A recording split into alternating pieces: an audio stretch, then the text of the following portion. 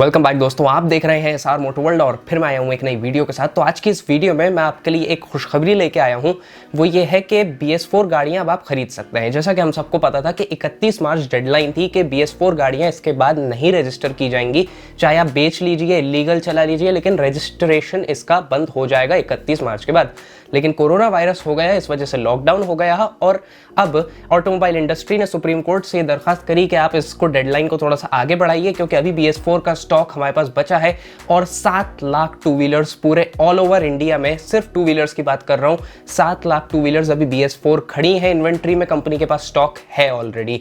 और ये स्टॉक जो है 7 लाख टू व्हीलर्स का इनको बेचना पड़ेगा। और सुप्रीम कोर्ट ने ये बात ध्यान में रखते हुए इनकी जो डेडलाइन है वो लॉकडाउन के 10 दिन आगे बढ़ा दी है। यानी कि जैसे लॉकडाउन अगर 14 अप्रैल को खुल जाता है तो 24 अप्रैल तक आप BS4 गाड़ियों का रजिस्ट्रेशन करा सकते हैं। और जिन लोगों ने अभी गाड़ी खरीद ली है और उनका रजिस्ट्रेशन नहीं हो पाया लॉकडाउन की वजह से, तो वो लोग भी उसी पीरियड में रजिस्ट्रेशन करा पाएंगे BS4 गाड़ियों का। अब कस्टमर्स के लिए सबसे अच्छा फायदा तो यह है कि 7 लाख टू व्हीलर्स खड़ी हैं, कंपनी को कैसे भी करके उन्हें बेचना ही पड़ेगा। लेकिन यहां पर एक ट्विस्ट आ गया है। ट्विस्ट यह है कि सुप्रीम कोर्ट ने बोला है कि 7 लाख टू व्हीलर्स में से आपका जो स्टॉक है उसमें से आप सिर्फ 10% गाड़ियां ही बेच सकते हैं। लेकिन बाकी की 90% गाड़ियों का क्या होगा? तो हो सकता है कि बाकी की 90% गाड़ियों को डीलरशिप अपने नाम पे ट्रांसफर करा ले, उनकी जो फर्म होगी उसके नाम पे ट्रांसफर करा लें और फिर वो उसको सेकंड ओनर करके कंपनी को, कस्टमर्स को बेचें। तो इसमें कस्टमर्स का बहुत ज़्यादा फायदा होने वाला है। लेकिन जैसे कि अगर डीलर की 60,000 की गाड़ी है और वो कस्टमर को BS4 में डिस्काउंट देके 50,000 की बेचता है या 40,000 की भी बेच देता है, तो उसके बाद उसे 20,000 का लॉस हो रहा है। लेकिन अगर वही 60,000 की गाड़ी उसके पास रखी रहती है तो उसको 60,000 का लॉस हो जाएगा। तो इसलिए अब चाहे वो सेकंड ओनर बना के बेचे या नई गाड़ी बेचे, डीलर को तो लॉस होना ही है। अब डिसाइड उसको ये करना है कि कम लॉस फेस करना है या ज्यादा लॉस फेस करना है। Automobile industry already tough time face कर रही थी इंडिया में, लेकिन अब ये कोरोना वायरस लॉकडाउन की वजह से पैसेंजर कार्स, कमर्शियल व्हीकल्स, सब BS4 का जो स्टॉक है पूरा खड़ा हुआ है और इनके पास बेचने की सिर्फ 10 दिन की डेडलाइन है। तो कंपनी क्या करेगी, कैसे नए ऑफर्स आएंगे, क्या होने वाला है? और जिन लोगों को बहुत सस्ती गाड़ियां चाहिए रहती हैं, शायद ये उनके लिए बहुत अच्छा टाइम है।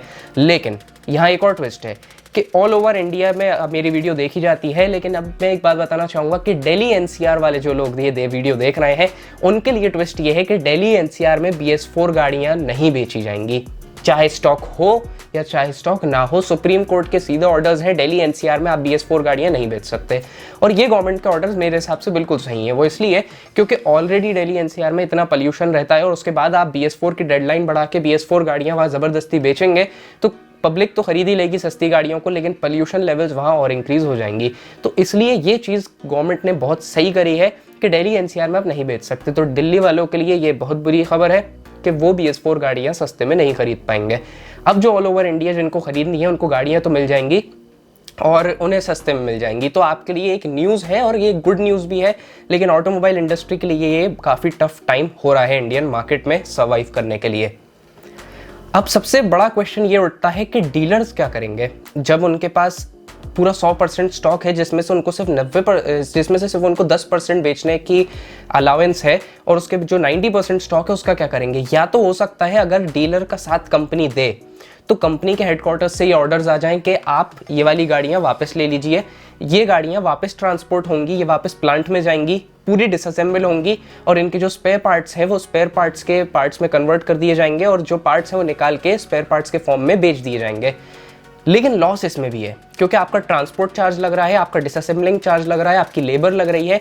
तो लॉस तो कंपनी को कुल मिला के कहीं ना कहीं से फेस करना ही पड़ेगा। तो जो बाकी की 90% गाड़ियां हो सकता है या तो वो आपको सेकंड ओनर बना के बेच दें डीलर्स, या हो सकता है वो वापस कंपनी की तरफ चले जाएं। अब मेरा ये मानना है कि कंपनीज जो है वो डीलर्स का थोड़ा सा बहुत साथ दें, क्योंकि हेडक्वार्टर्स उनका साथ दें डीलर्स का, क्योंकि अगर डीलर्स लॉस फेस ज़्यादा करने लगेंगे तो उनके लिए भी प्रॉब्लम खड़ी हो जाएगी और फिर डीलरशिप नेटवर्क, जो कंपनी साथ नहीं देगी उस कंपनी का डीलरशिप नेटवर्क मार्केट में कम हो जाएगा, क्योंकि डीलर्स कंपनी की वजह से लॉस फेस करेंगे। तो दोस्तों आई होप आपको इस वीडियो में पूरी न्यूज़ कंप्लीट डिटेल के साथ मिल गई हो। आगे की न्यूज़ के लिए बने रहने के लिए चैनल को सब्सक्राइब करिएगा।